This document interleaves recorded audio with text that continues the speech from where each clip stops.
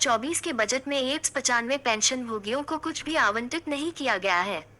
संसद के बजट सत्र का इंतजार कर रहे गरीब पेंशन भोगियों को काफी निराशा हुई। अब हमें क्या करना चाहिए?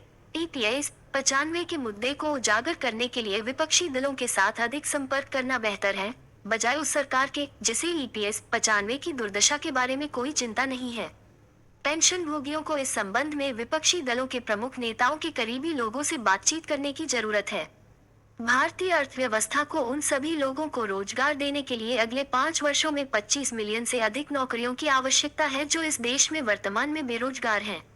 2 जुलाई 2024 को पूर्व केंद्रीय वाणिज्य और कानून और न्याय मंत्री श्री सुब्रह्मण्य स्वामी द्वारा हिंदू में लिखे गए संपादकीय में पहला वाक्य दिया गया है।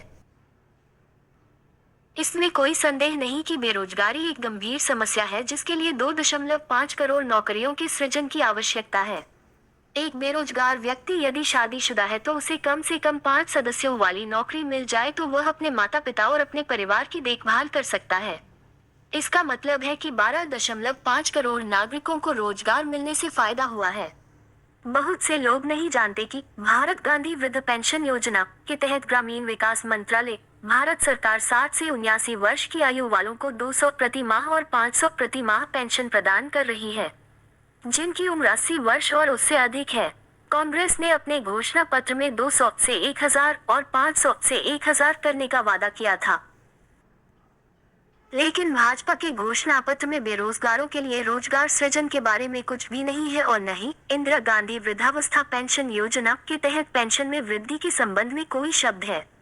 बेरोजगारों और वृद्ध लोगों के प्रति भाजपा की इस उदासीनता ने उसके बहुमत को प्रभावित किया और 543 सीटों में से 240 सीटों के साथ समाप्त हो गई।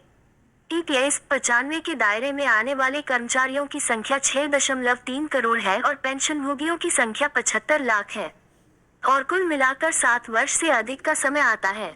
ईपीएस 95 के अंतर्गत आने वाले कर्मचारी को 58 वर्ष की आयु प्राप्त करने की तारीख के अगले दिन से ईपीएस 95 मिलता है। इस प्रकार प्रतिदिन पेंशन भोगियों की संख्या में इजाफा हो रहा है, लेकिन 2014, 2019 और 2024 के बीजेपी घोषणा पत्र में ईपीएस 95 के बारे में कुछ भी नहीं है। हालांकि आज की तारीख में उनकी संख्या 7 करोड़ से अधिक है, जो काफी वोट बैंक है। यहाँ ईपीएस 95 के प्रत्येक पेंशन भोगी को प्रेस या बैठकों में अपने विचार व्यक्त करते समय ये ध्यान रखना चाहिए कि उनकी ताकत सिर्फ 75 लाख नहीं बल्कि 7 करोड़ से अधिक है। 2024 के बजट में एप्स 95 पेंशन भोगियों को कुछ भी आवंटित नहीं किया गया है। पहले से ही तृणमूल कांग्रेस, डीएमके और अन्य दलों ने ईपीएस 95 पेंशन भोगियों की न्यूनतम पेंशन बढ़ाने की मांग उठाई है। कांग्रेस, समाजवादी पार्टियां और उनके सहयोगी ईपीएस 95 पेंशन भोगियों के पक्ष में हैं। इसलिए हमारे पेंशन भोगियों को संबंधित पार्टी के नेताओं से मिलना चाहिए और उनके माध्यम से सरकार पर दबाव बनाना चाहिए।